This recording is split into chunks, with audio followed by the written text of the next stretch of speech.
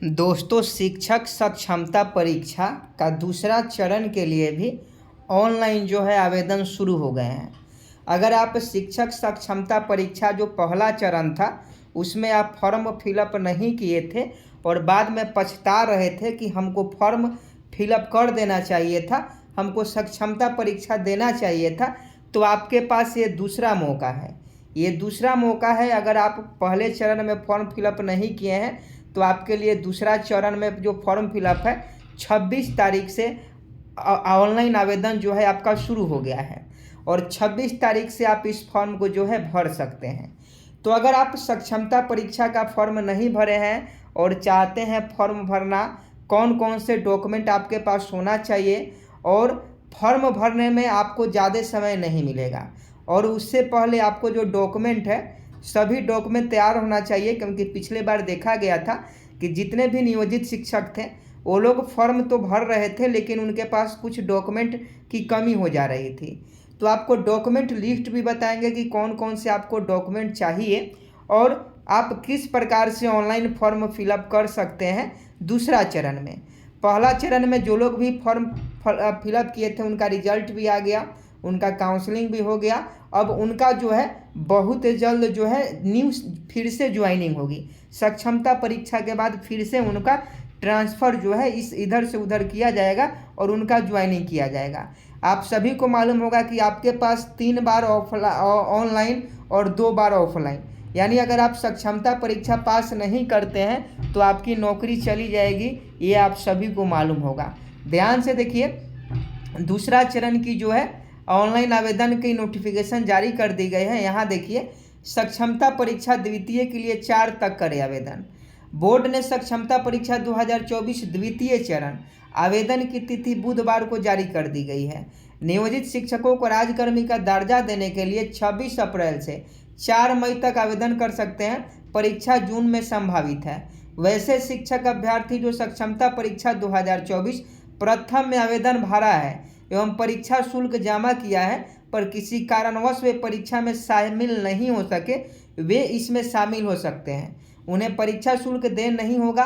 सक्षमता परीक्षा प्रथम में अनुत्तीर्ण लोग इस परीक्षा में शामिल हो सकते हैं। साथ ही जिन शिक्षक अभ्यर्थियों का सक्षमता परीक्षा प्रथम में सफल होने के बाद प्रथम विकल्प का जिला आवंटन हुआ है, वैसे शिक्षक अभ्यर्थी भी बेहतर प्राप्ति के लिए परीक्षा में शामिल हो सकते हैं। साथ ही सफल होने वाले शिक्षकों को द्वितीय या तृतीय विकल्प का जिला मिला है और वो आवंटित जिले से संतुष्ट नहीं है तो भी इसमें शामिल हो सकते हैं।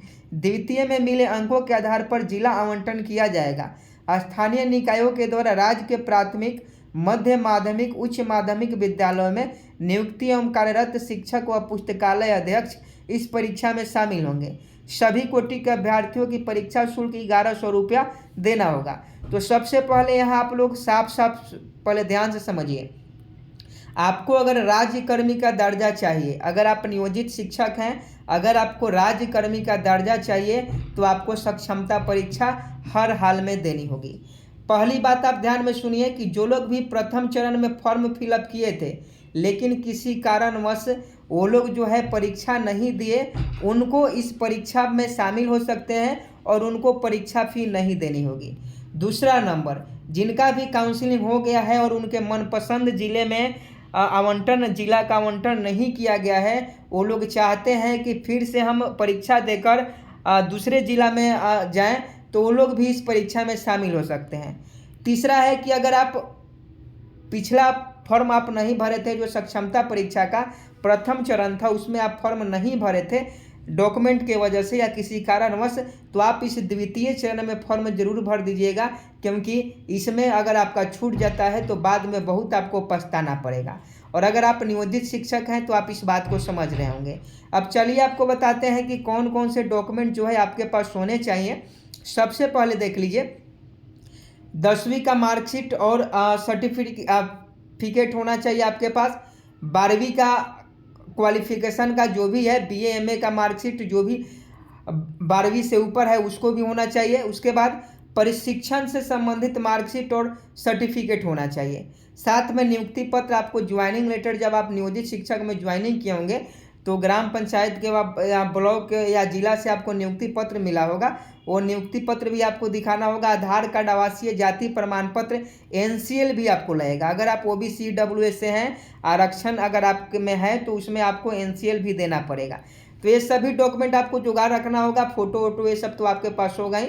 सबसे मेन जो डॉक्यूमेंट है, आपके 6 डॉक्यूमेंट आपके पास होना चाहिए। इसमें जाति भी जोड़ लीजिए और ओबीसी का एनसीएल भी जोड़ लीजिए, समझे कि नहीं।